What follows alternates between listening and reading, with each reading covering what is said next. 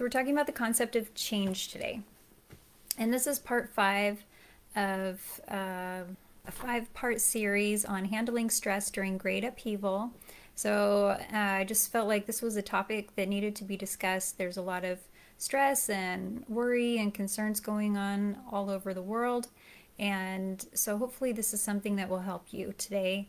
And you'll be able to learn some skills and tips that can help you not just today, but through the next week, the next months, the next years ahead, and hopefully for the rest of your life. So I'm going to go ahead and get started. And if you pop on after we're going, please say hello, post your comments in the comments below there, and they'll pop up. I'll be able to see them and be able to respond back to you. So if anything resonates with you in the video, please give a thumbs up and tag friends that you feel like would benefit from hearing some of the things that we're talking about, that maybe they're struggling with some stress in their life too. And of course, any participation during the live or even after the live recording of this topic, I will be answering and watching. So don't be shy to say hi and to share your questions with me, because whatever it is that you are going through at this time, there's probably a bunch of other people who are feeling similar types of feelings to what you're feeling, and you never know how many people will also be helped that will be watching this video now or even later. And so it could be a real blessing if you share. So I'll just be watching for comments. Can you hear me okay? Is the volume, do I need to be closer? Because I can move a little bit closer. And I think that was an issue the other day. My volume wasn't quite as loud. So I know for me, change has been a difficult thing to work through. And, you think about all the movies that you see, and they're talking about if they're going to move their elderly parents into an old folks home, or, and the old folks don't want to go to the home. They want to stay in their own home. They don't like the change and whatnot. But anyway, things like this can really be difficult, and not just that situation, but a lot of situations can cause us stress with change. And there's a reason why there is a lot of stress behind that, and our brains are wired for not wanting things to change. And so we're going to kind of talk about some of that information and some of those details and whatnot. So I found this really great quote, and it says that doing something you never thought you would do can help build your confidence so that you are more receptive of other, less controlled things. And doing these Facebook Lives definitely has been something that I feel for me has been a big change to try and do. A lot of new things to learn, and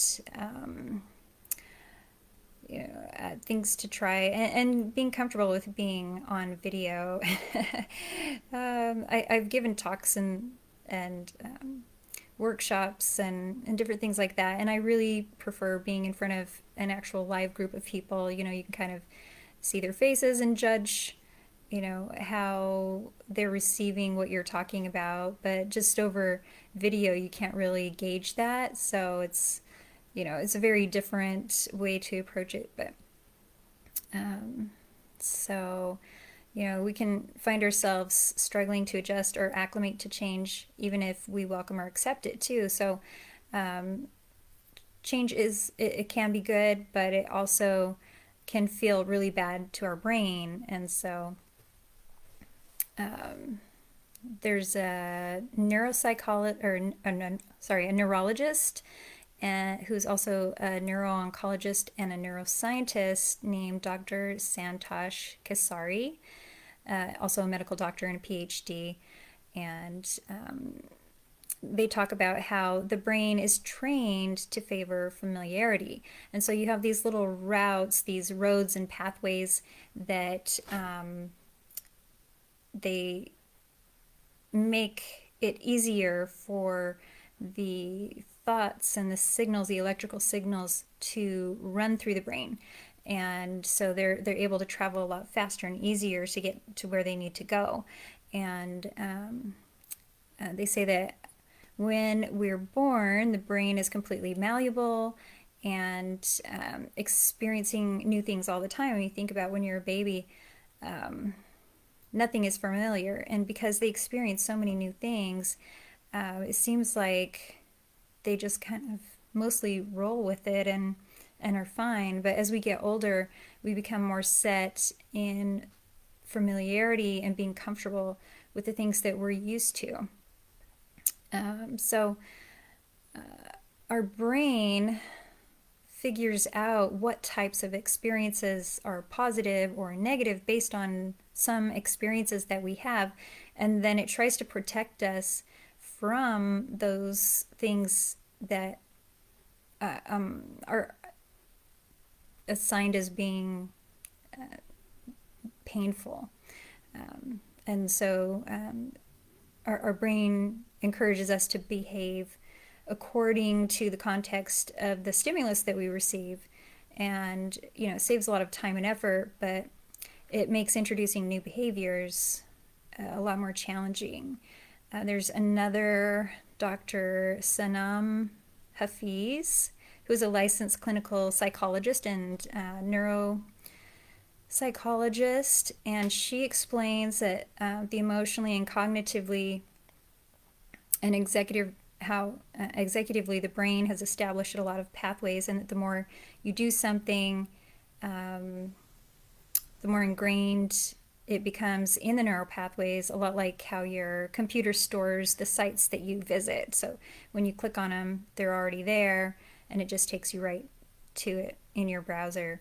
So when you introduce change, it causes a lot of upheaval in the brain, and the brain really has to work very hard to try and create a new pathway and to try to fit it into context with all the other experiences and framework that is already existing. And so, it's part of the reason too why the brain tries to avoid all that. So anyways, because of this, the brain tries to protect us.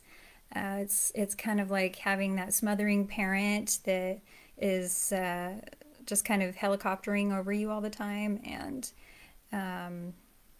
so, any type of change, the brain is waiting to pounce to try and protect you from any harm, any danger. And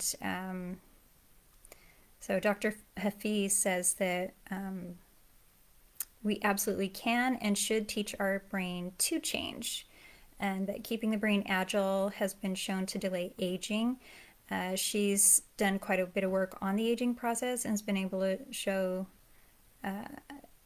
has been able to delay aging from working on the brain. So they've done quite a bit of work on the aging process and slowing that down. So it all starts with changing the aversion to change in the first place. So if you stretch your brain past the comfort zone, then you're opening the door to being receptive of other types of change. There is a couple of different websites that have brain games on them that you can go to and play, and they will encourage your brain to work through new types of frameworks and things like that, like Luminosity and Brain Train are a couple of sites that Dr. Hafeez is not affiliated with the sites, but she refers people to those very frequently, and she recommends 15 minutes a day, about 3 times a week, and to kind of get into a habit, get into a regimen of making sure that you do those games those 3 days a week. She says that you are going to get frustrated and that is just a sign that it's working. So, it's like when you go to the gym and you're working out and your muscles get sore. And so, the more you go work out, the less your muscles start to hurt. And it's the same thing with the brain. The more you exercise your brain, the more easy it becomes to perform those new games and new tasks and things like that. So it's pretty awesome. They said learning a new language or something that's out of your normal comfort zone can be really good for kind of helping the brain be more receptive of change. And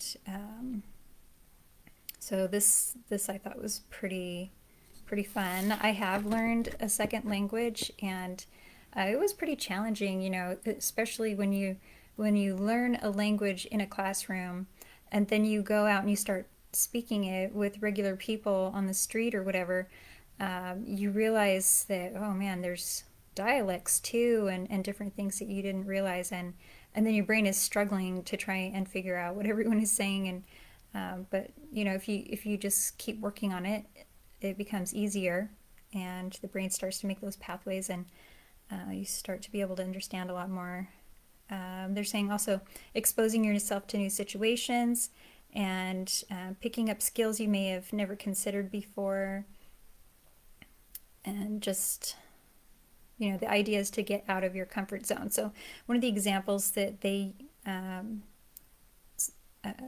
just mentioned was like a financial planner learning how to knit or crochet or something, and that it could be anything.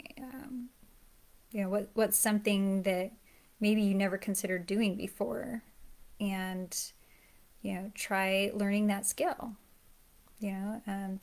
Maybe take up learning ironwork or baking or dancing, or work on your wellness and releasing old traumas and things like that.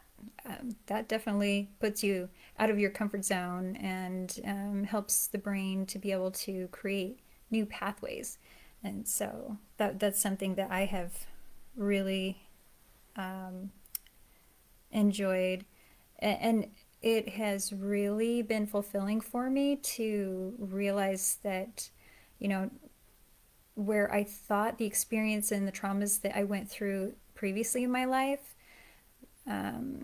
were so scary, but when I finally got to the point where I could work through them, I just pushed myself a little bit further beyond that edge of my comfort zone when I thought I couldn't go any further. And then, it was like climbing a huge, steep mountain, and you're just so exhausted, you don't know if you can climb one more inch, and but you just push yourself and you do it anyway, and you're so terrified because the angle of the rock is so steep and you're afraid you're going to fall, and you finally get to the top and you take that one more step and you turn around and look, and that giant mountain of fear and anxiety and stress and trauma turns out to be just this little tiny pebble, a little speck of dirt, or whatever, and you wonder why you were so afraid, and it has to do with, like they're talking about with the brain pathways. But they were saying that the more you change, the more confident you'll be. So they suggest things like repetition helps the brain to relearn information over and over.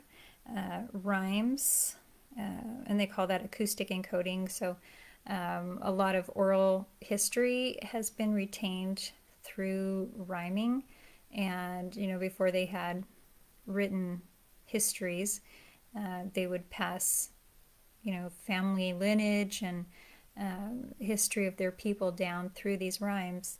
And also they suggest getting 7 to 9 hours of sleep and regular exercise, and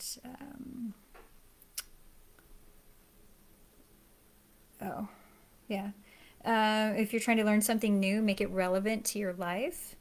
And then they also talk about a memory palace. So that's, say you have a list of items, and you just maybe have an apple and a paper clip and roll of toilet paper or something, and so you would think of these items as you use them in your house. So the apple is in the fridge, and the paper clip is in the cupboard or on the shelf, and the toilet paper is in the cupboard, and or wherever you keep it. But that helps the brain to create an association with the thing that you're trying to memorize. And then they talked about too, Dr. Hafeez talked about how a lot of people don't want to try something new because they're afraid of failing. And I can definitely relate to that. I know for me, I really want to make sure that I'm good at what I do, because I don't want to look foolish, I don't want to look dumb or whatever, but after I get going, I realize, oh, okay, it wasn't that bad. It's just that before you actually get started, apprehension, just worrying about whatever, beforehand in advance that might happen, and then realizing, okay, it didn't really. But once you see something and that you can do it, that it's doable, it makes you more receptive and more brave. It's an emotionally therapeutic factor separate from the neural pathway factor. So over the years, we learn to succeed by viewing our previous failures and successes in a certain light, and as we get older, we lose sight of that. Try a new thing. It helps you be more confident and more brave to try other new things. I'm kind of happy to see nobody's on today. It must mean everyone is with their families. I'm loving that. So I just felt like I needed to be on in case if there was somebody that needs to see this, maybe today, maybe tomorrow, or whatever. I know there's a lot of difficulty through the holidays, and it can be a really tough time to go through. So that makes me glad that hopefully you all are with loved ones and being well supported. So I really appreciate that. Some of the things I want to talk about too are obvious factors that can damage our neural functioning. And so these are things like head injuries, illness, aging. Although everyone ages differently depending on, how you take care of yourself, the types of foods that you're eating, how much rest you're getting, all that kind of stuff. We do have some control over some of the aging factors that influence our ages and whatever. So some less obvious things that can affect our brains and how they're working are things we might not think about. So sleep deprivation is one of those things. Traumatic experiences definitely can create brain damage, and cause the brain to not function as well. Also, our eating habits, gut health, and inflammatory processes in the body. So, kind of think about your life. Do you have any of those things going on? Are you having some brain issues? Maybe these are some things to consider looking into. And so the brain's able to work separately from the body and the body systems, and vice versa. And it's nice because, they kind of work together, but they don't have to. They can work separately from each other. So that's an amazing thing. And with all the new research coming out, it's just turning everything we thought we knew about the brain up on its head. And there's a lot of new things that they're learning about resiliency of the memory and cognitive function, mental health, including depression and anxiety. So these are all really exciting because I know a lot of a lot of you that will be watching this later on may be struggling with depression and anxiety. There are a lot of people that are affected by it, or you know someone who is. And so, also you learning about these things, you can help them also. So Dr. Rudolph Tanzy, he is a PhD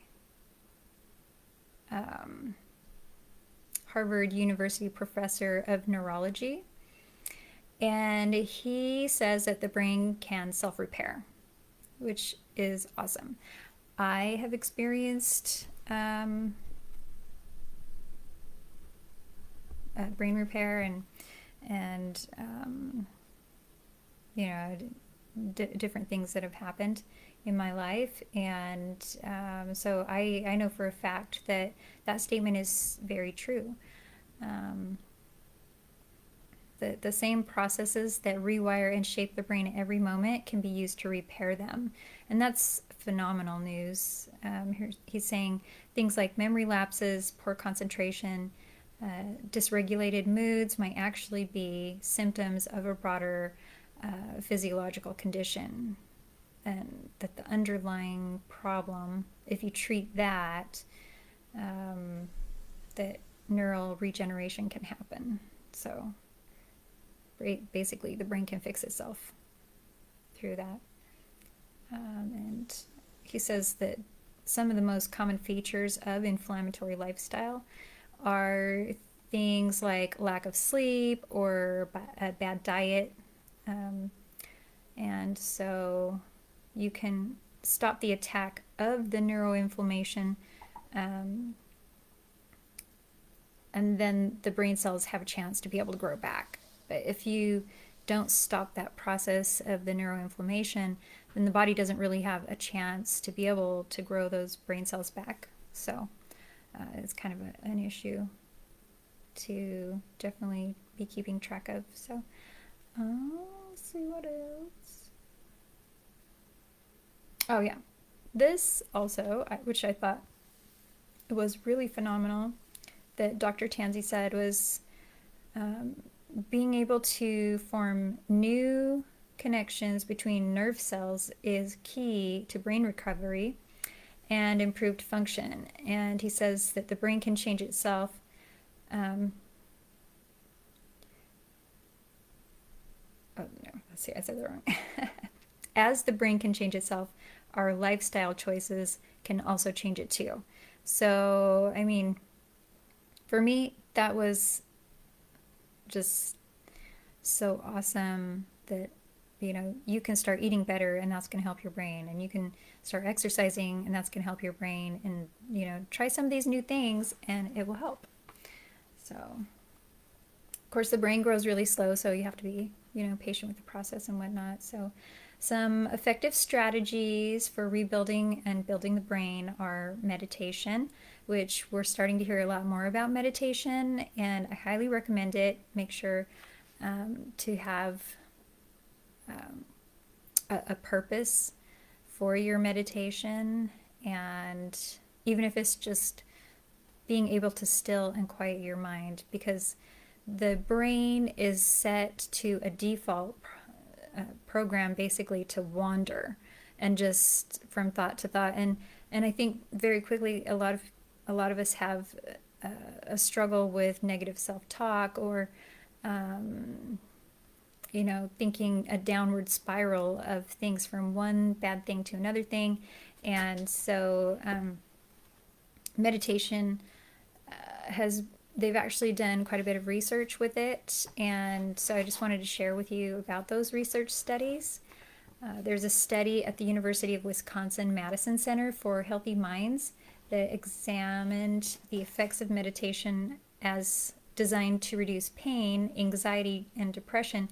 And what they found was that it dampens the part of the brain that handles your fight or flight responses in the amygdala.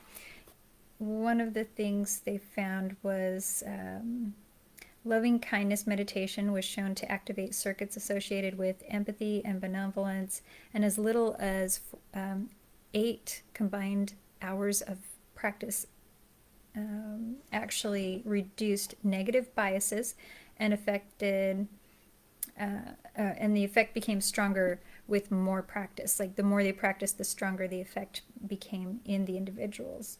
So in accomplished meditators, they found changes in the mental state became inherent traits and signaled a baseline improvement in stress regulation.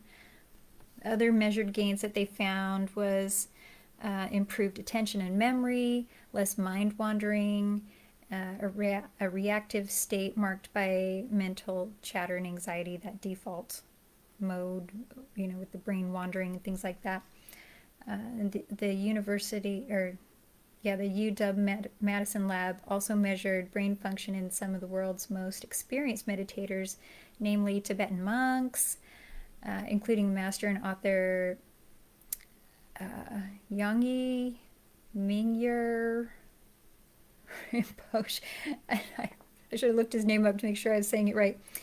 But they found massive gamma activity in the monks' brains, indicating nearly superhuman levels of awareness, compassion, and concentration. And I know that's something that I see a lot on the medical history form when people come in, is they check that, difficulty concentrating box. That's a very common issue, whether people feel like they just have busy schedules or it's just kind of a health situation that seems to be creeping up on them as they're getting older.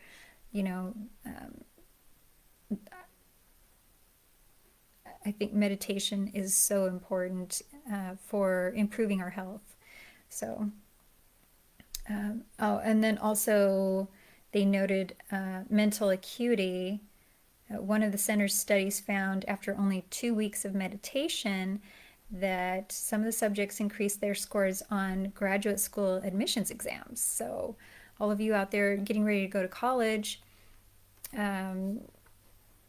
well, not just in college, but, just think about that. If they're improving their scores,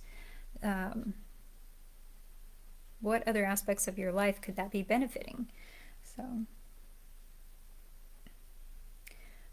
okay, so another effective strategy for helping rebuild the brain are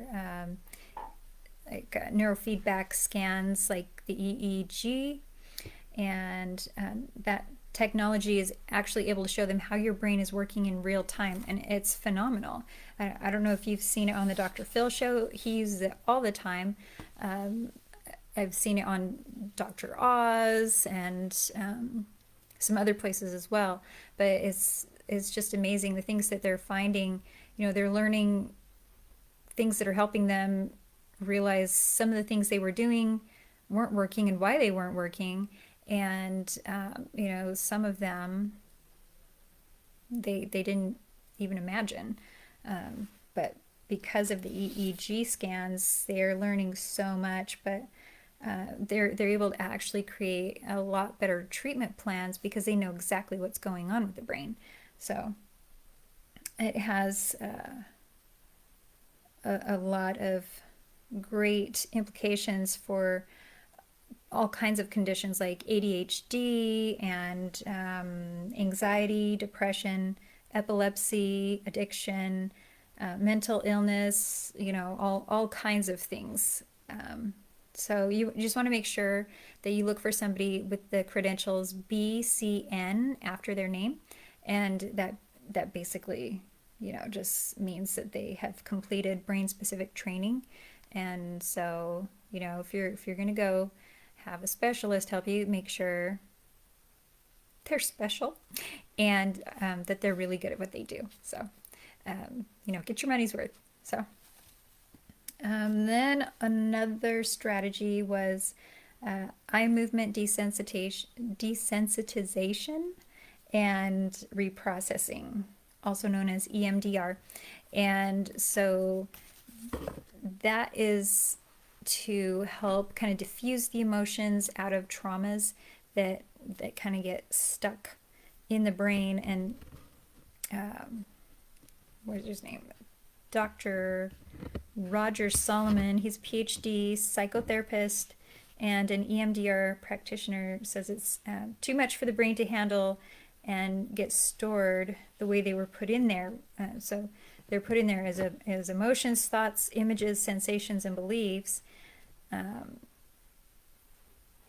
It's a lot quicker way to get the trauma response released out of the body than just going to cognitive behavioral therapy, like a lot faster. And so, you know, I utilize quite a few of the techniques in EMDR in sessions, and the results are phenomenal. I have clients that can attest to the effectiveness of it and how it has benefited their life to be free of some of the emotional traumas and whatnot that they have been kind of trapped with for longer than they would like, and how great it is to be free of it.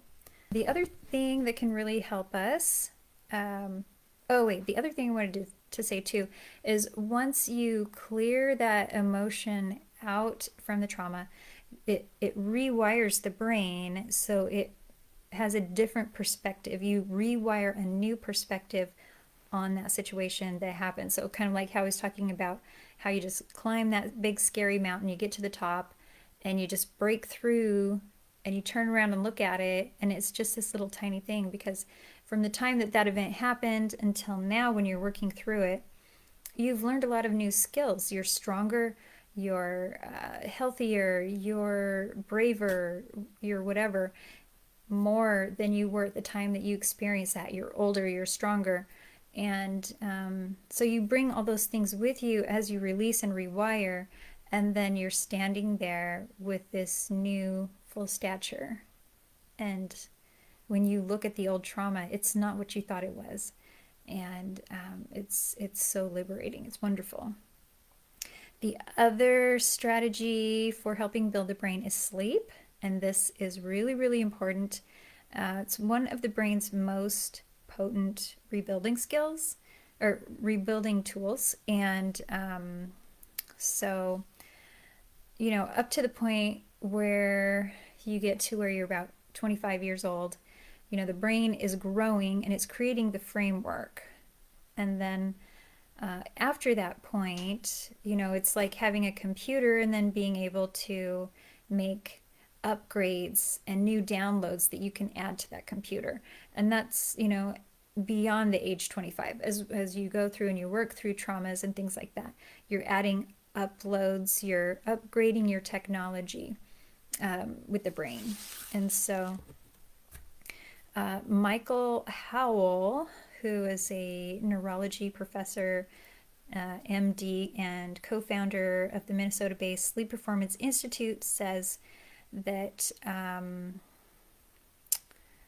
the process that protects the most vital of these new brain connections only happens when we sleep. So it goes in and it prunes any unnecessary synaptic connections, and we keep the strongest emotional experiences, and, you know, the rest are kind of dumped and cleaned out. The brain gets rid of them. And so the emotion center, which is right next door to one of the memory centers, very handy. You know, it says that it's kind of a literal cleansing process between these two. And he says that during REM sleep, our brain clears out toxins. So when we're in a deep sleep, our brain shrinks by about 30%, he says. And then the space around the neurons allow a bunch of garbage to get cleaned out and washed out through the cerebral spinal fluid. And that includes plaque associated with Alzheimer's. So he's saying that those studies are suggesting that maybe we don't understand Alzheimer's, that maybe it's more of a sleep disorder than what we thought it was. And so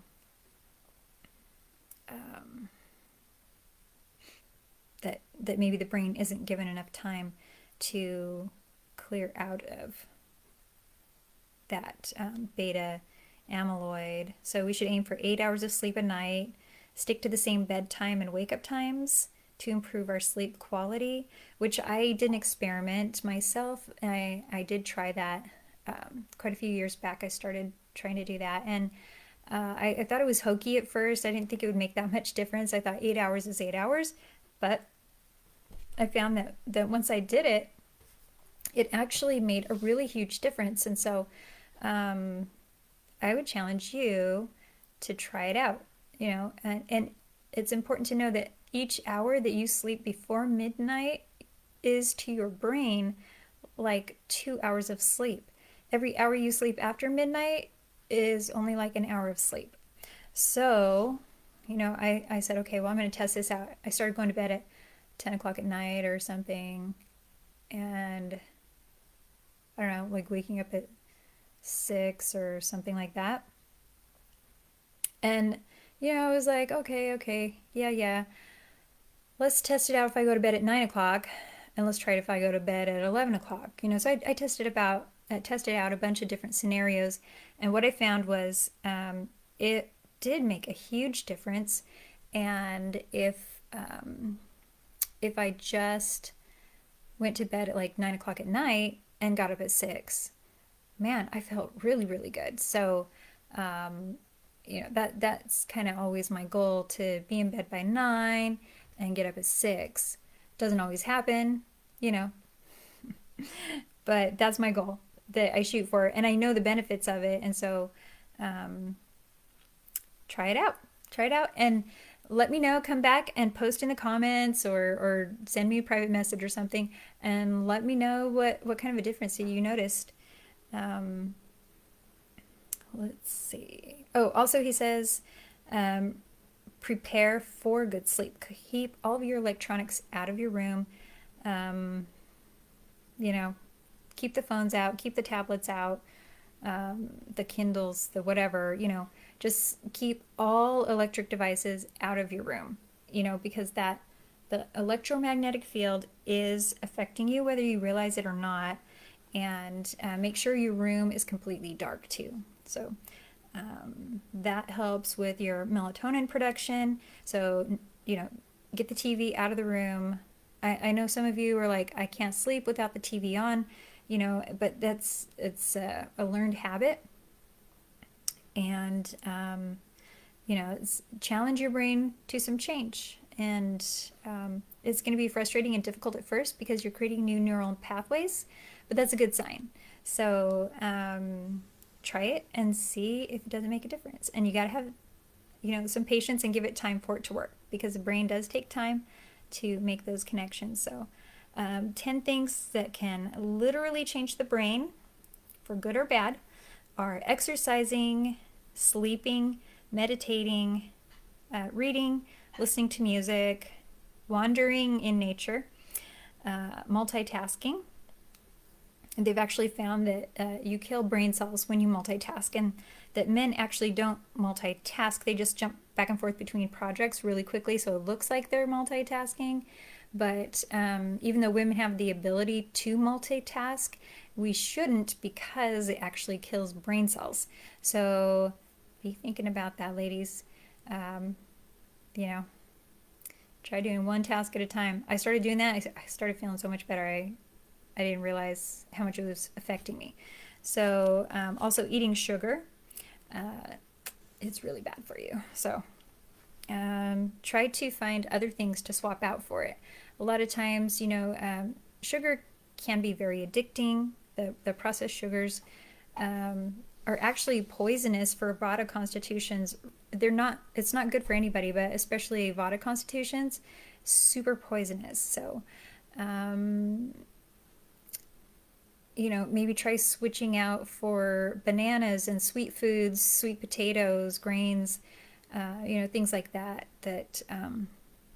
give you the sweetness without the poison of the processed sugars, and see if you don't notice a difference. I like to try and keep cooked sweet potatoes in my fridge all the time, and a bunch of bananas on the counter, so that if I am working through some stressful situations or under a heavy deadline, then my brain's wanting sugar, sugar, sugar to deal with the stress, I can just go grab a banana or, a cooked sweet potato or something, and it's already cooked, it's ready to go. So it's, just as accessible as sweets, but a lot healthier. So, and I found that it's just as satisfying, and actually more so, because then I've actually given my body more fuel, more nutrients to deal with the stress and not having a sugar crash after. So that is something that I just thought I'd share with you guys, and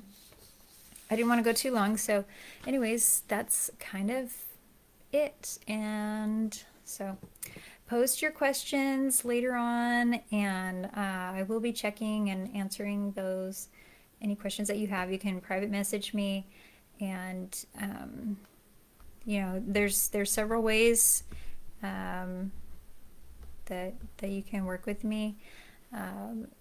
Schedule and make an appointment, and come to my office, or you can and we'll go over your medical history and figure out exactly what your goals are, and what modalities will best meet your needs and fit within your budget, and all of that, and the quickest way to get you to your goals in the most healthy way for you specifically, and how your body works. And another way that you can work with me, I know not everybody is local, and not everybody can necessarily leave their home, and so I have added the option of doing phone appointments, and those are not as expensive as an office appointment either, so it's a little bit more of an affordable option. And there are different things that we can do over the phone, walk you through relaxation tips and things that you can do at home to be able to work through the way that stress is affecting your body, and then also participating in these live office hours. We've had a couple of people already participate in them on Instagram and here on Facebook, and asking questions and talking about things that have been concerning them with the stressful situations going on in their personal lives at this time. And that's always great. I love talking with people about what's going on, and it's a lot easier to have someone to talk to, even if it's just through text instead of face-to-face, or hearing your voice. So don't be afraid to get in touch, and I look forward to talking with you next week. This is the last part of handling stress during great upheaval.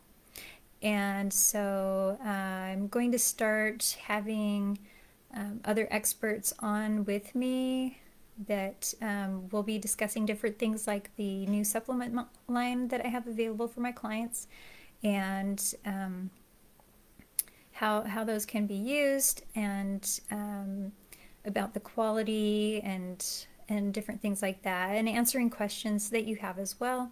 So I think that should be a little bit more entertaining.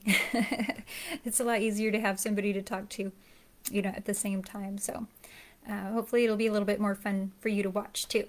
So you can private message me, let me know things that you liked or that you didn't like about the video, something I could change or improve on. Of course, I always want to be improving, so I look forward to your thoughts on that. Is the sound pretty good? Do I need to get a specific microphone to pick my voice up more? How's the lighting? Things like that. Any topics you would like me to cover or discuss as well. So let me know. And I hope you guys have a great rest of your weekend, and get to be with your family and loved ones, and be relaxing together, and happy healing. So I will talk to you next week. Thanks.